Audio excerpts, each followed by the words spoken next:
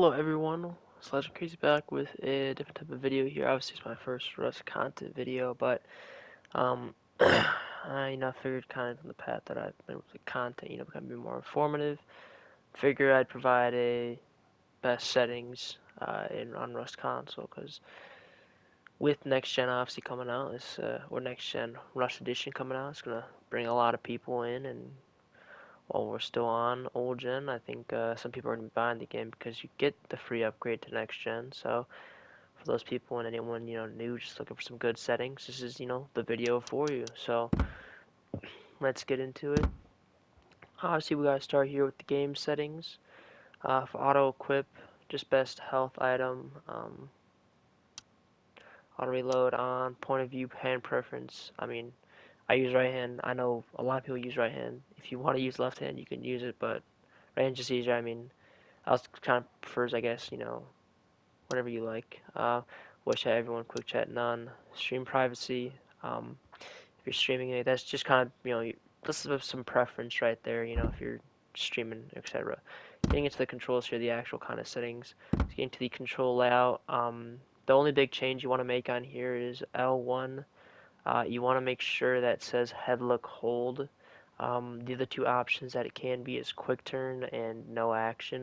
You want to make sure it says head look hold, because this allows you to have, when you're auto running or something, able to kind of like check the surroundings around you, make sure you're not being followed, you make sure you're not seeing anyone else, stuff like that. So make sure you have head look hold.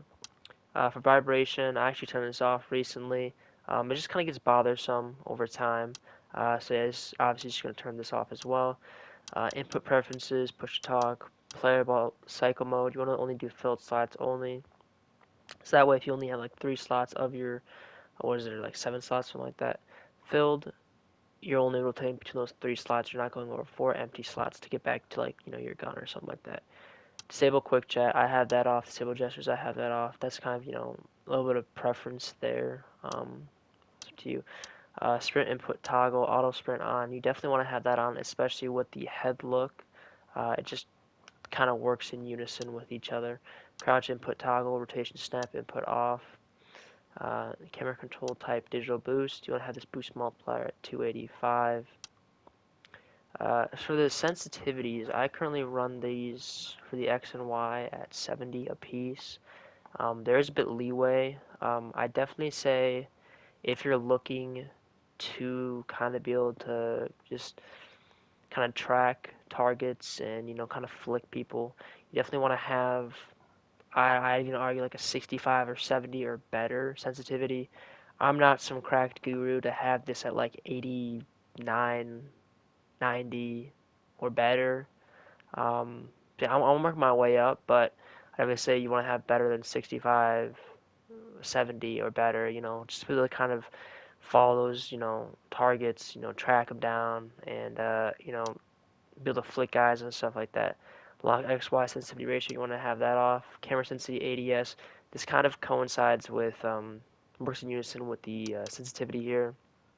The higher you have the X and Y, the more high you'll probably have the ADS. Now, obviously, you'll want this lower to begin with too, because you're aiming down sights, so you're gonna be more precise, and you want slightly less, movements. So I have that at 60, and the scoped one times I have it 60. So this is iron sights, and this is obviously the scope.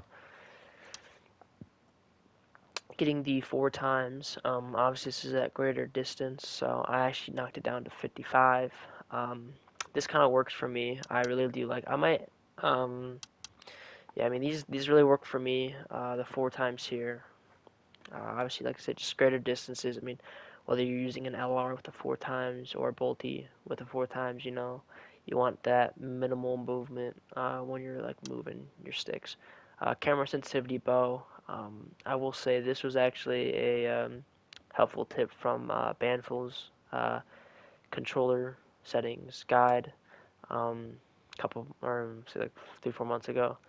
Uh, his kind of whole agenda here was to say like you want that bow sensitivity high, and since switching it to 88, I've actually been fairly more successful with bow fights and etc. Because with bow fights, you're trying to really like just flick people, or like, you're moving a lot essentially. So to be able to kind of, you know, use kind of track down the opponent and like shoot them with the bow. I mean, you want that sensitivity high. It's just I don't really know how to explain it 100%, but it just helps bow fights, helps you win them, and just I mean, like I said, you're moving a lot when you're doing bow fights, a lot more than you are when you're using AR fights and shit like that, or just normal gun fights. Camera sensitivity spinning, I just have at 100%, something crazy. Um, Camera inertia, I have at point 0.2, something crazy. Dead zone left stick, I have it 10%. I did have this a bit higher, but I did move it down recently. Um, I want to say you want to put this at 10, and then the more you get used to it, I'd say knock it down like 2 pegs maybe every time like you want to adjust it until you get down to 0, because once you get down to 0, you're gonna be pretty solid because, like I said, this is gonna remove all pretty much the input delay before you actually go that way. So like if I were to have it at 50, I would really have to push my joystick left or right to kind of adjust stuff, right? But if I have it at 0, it's almost immediate movement. So I have it at 10 right now, so it's not immediate, but it's also not like forever. So and for y-axis, you're gonna have that off, and for x-axis off. All right. Let's get down to the HUD. HUD visibility, you want to go full. HUD scale, make it the shortest possible. You want to have the actual screen, the surroundings, players, monuments, etc., base buildings. You want that to be the main priority on your screen. And plus, once you get used to the game, you kind of know what you have in your inventory slots and where they are. HUD opacity, you want to have that at 100. Crosshair on, hide text while on ADS on, hit cross on, hurt flash on, damage direction indicator on, in-game team list on, stance indicator on, inventory indicator on, ping on, show item subcategories on, show command subcategories on as well. Audio, master volume at that 100%. Menu music, in-game music, I mean, that's really just preference. I'm not a huge fan of having really music loud or even on in majority of my games anyways. So I had that off as well. SFX volume at that 100%. Hit marker volume at that 85%. Footsteps, you want to have that 100%. Just helps, hearing people are. UI SFX volume, 85%. Ambient SFX volume at that 10%. The audio mix, you just want to have it on standard. There's boost, but I feel like standard just works best in regards to that. And then for enhanced instincts, you want to turn that off.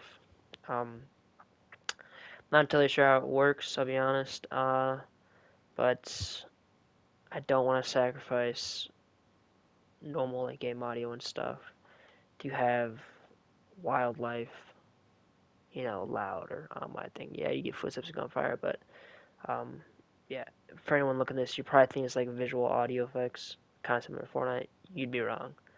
Getting into the graphics tab here, depth of field off, blood off, sharpening off, vignette, I think that's how I'm saying, off, terrain quality, low, FPS limit off, field of view, rocking 83 right now, motion blur off, and now I do want to credit the 83 to Unbannful as well. I did rock 90, and he even talked about that. He was like, listen, a lot of people run 90, knock it down to 83, see how you feel with that. He like, trust me, it's better. And I do. I trust him, and I have been enjoying this a bit more. It's not like a massive change, but you just can see a bit more. Um, Stuff that would normally be farther away, like slightly closer. Yes, it closed down the peripheral, but if you have the head look turn, you're really chilling. Um, for terrain clarity, you usually want to go low or very low. Um, you know, until the next gen Rust comes out.